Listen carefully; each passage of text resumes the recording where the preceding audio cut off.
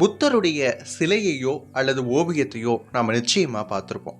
அவருடைய தலைக்கு மேலே அது என்ன சுருள் சுருளாக இருக்குது, அவருடைய முடியா இல்லை கிரீடமா அப்படின்னு கூட யோசிச்சிருப்போம். அது முடியோ கிரீடமோ அல்லங்க. அது என்ன அப்படின்னு கேட்டிங்கன்னா நத்தைகள்.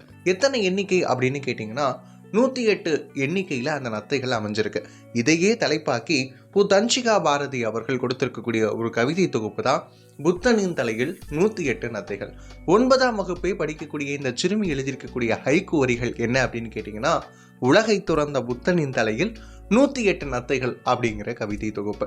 உலகையே வென்றிருந்தாலும் எதுக்காக புத்தனுடைய தலையில 108 நத்தைகள் இருக்கணும் அப்படிங்கிற ஒரு கேள்வியை நமக்குள்ளாக எழுப்பக்கூடிய கவிதையா இந்த கவிதை அமைஞ்சிருக்கு.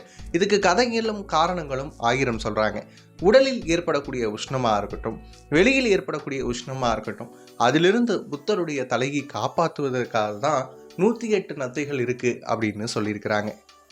என்னமோப்பா, ஆசையை துறக்க சொன்ன புத்தனுடைய தலையில எதுக்கு இந்த நத்தைகள் இருக்கணும் அப்படிங்கிற ஒரு கேள்வியும் வருது.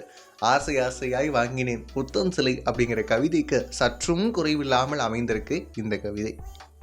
இந்த கவிதையை பற்றி நீங்கள் என்ன நினைக்கிறீங்க? கமெண்ட் பாக்ஸில் கமெண்ட் பண்ணிடுங்க.